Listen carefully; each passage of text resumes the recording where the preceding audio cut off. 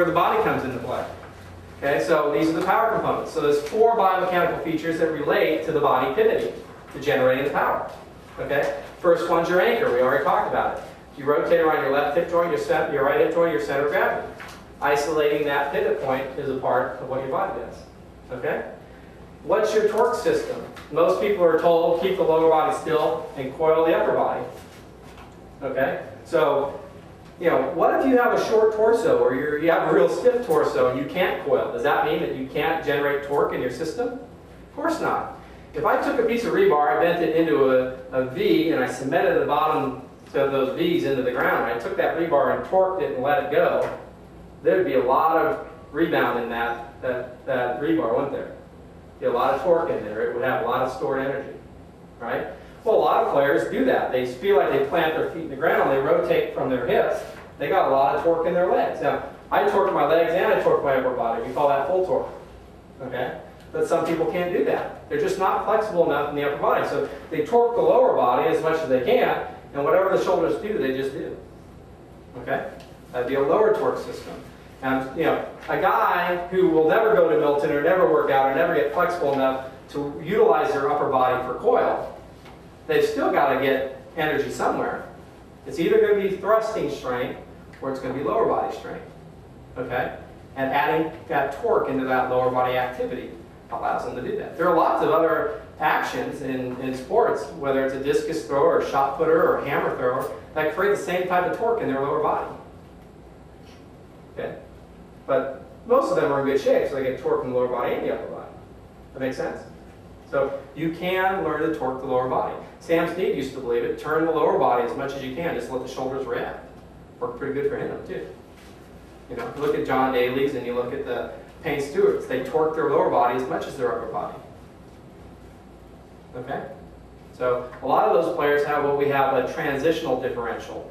So instead of it happening in the backswing, they do it in the forward swing. Why? They turn their hips as far as they can to get the heel up. But when they transition, they plant the heel. And now, again, from the feet to the knees to the hips to the shoulders, they create a lot of torque coming in the other direction. Okay?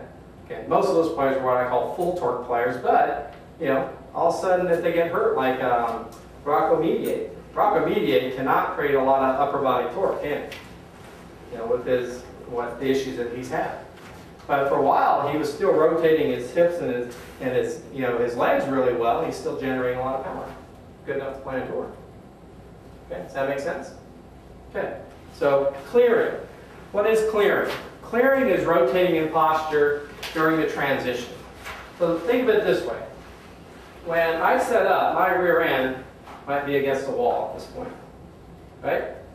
If I go up to the top of the backswing, now my left rear cheek and my tailbone are off the wall, aren't they? Right? So when I clear, what that means is I rotate back in posture, get my rear end back against the wall. That made room for my arms now to come down back to where they started. That's the concept of clearing. Simply, it's just rotating in posture, getting your tailbone back against the wall. Okay? That makes sense? What happens with most people? They go up to the top, tailbone comes off the wall. As they come forward, they rotate like this. Tailbone came under. Spine angle lifts, right? Arms go out and around. Now, there's where your pull hooks come from for most people. Okay? If they dip in the middle of doing that, they might chunk block it. Okay? But can you see how if I do not get my tailbone back to where it started, I am not rotating in posture. It's not really a rotary action. This is where having your initial posture and address set up so that you can have a posture that you can rotate in becomes very important. You know, when I got hurt and I came back to the game, I didn't have hardly any of this going on. You know, I just utilized other things to get back to where I was going. I started working with Milton, my posture got better. Okay? I stopped doing the exercises, my posture got worse. You know, one of the things I do is an exercise where I push this back to my legs go straight, so now I have the hip flexion, then I bend my knees, and now I'm in the posture that I need to be in. Okay? I go up to the top. When I transition, I want that tailbone to go back to where it was. Yeah? See, now I can return, through impact. Does that make sense? So that, at some point, becomes the crux of what most players work on. When they get the basics down, your arm swing, you got to have hand action and arm swing to play this game. Most people are started by get the ball in the club face, chase it to the target. Yeah, they start to create some sort of a swing path at first, right? But once you decide you want to be a body player, well, you need to have posture. You need to rotate posture, which means you need to clear. To rotate posture, you need a pivot point, okay? Then you need to make sure that you're clearing properly. Does that make sense?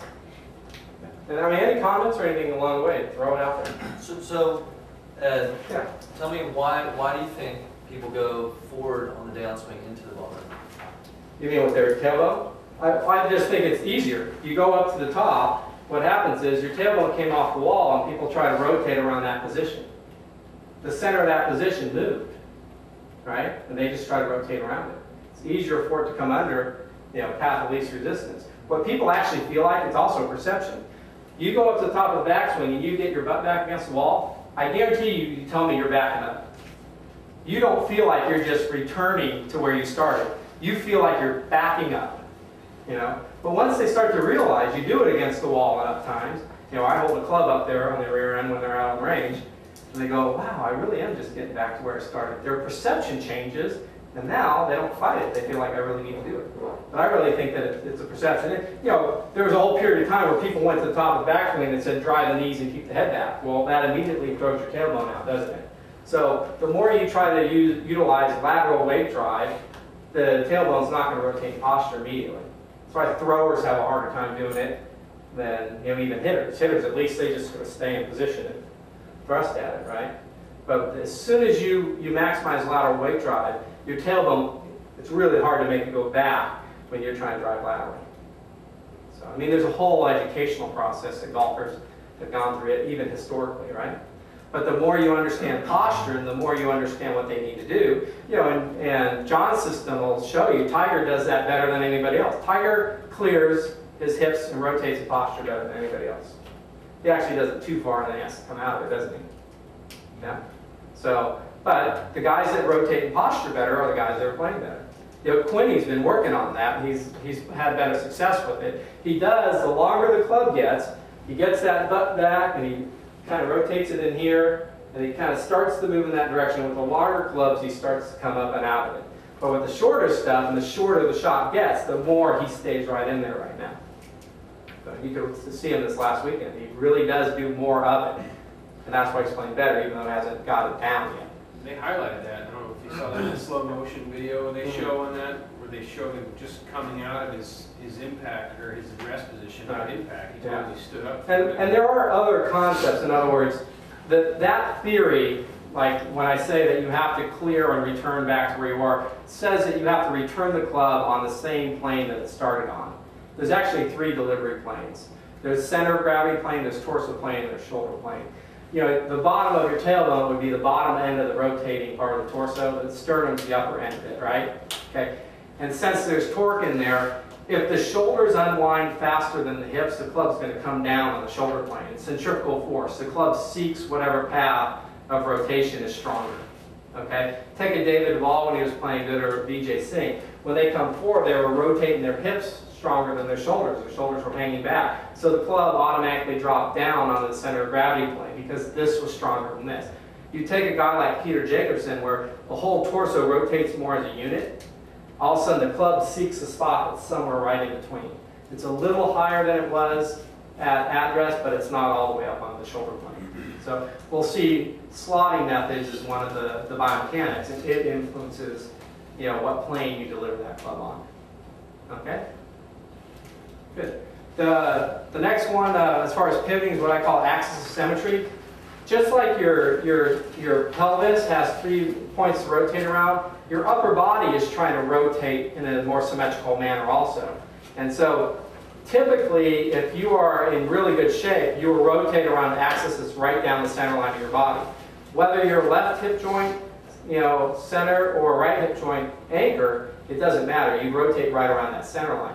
But there are people that have scoliosis and different things, and their machine actually looks like it rotates more, around the right side the whole time, or there are guys that look like it rotates more around the left side the whole time. Keep in mind, that line is about this far either side of the perfect center line. And it's because of some sort of, again, physiological and anatomical feature that they have. Now, This one is the least important to study and worry about. If you do your awing, you just awe and swing, it'll show up and you never even have to think about it. I never teach it unless somebody's been taught to do something that fights their body. And then I got to show them, look, that doesn't fit your body. You got to get out of that habit and create a new one. Okay? But again, you think of it, the whole upper torso has to rotate around an axis, right? Some people would argue, well, it's the spine. Some people would say, well, it's the sternum. And some people say, ah, it's the line in between. It's still on the center line. That make sense? Okay, so you know, ideally, yeah, do you have to identify your axis of rotation? Sure. Okay? But it'll show up if you just allow the natural process to happen.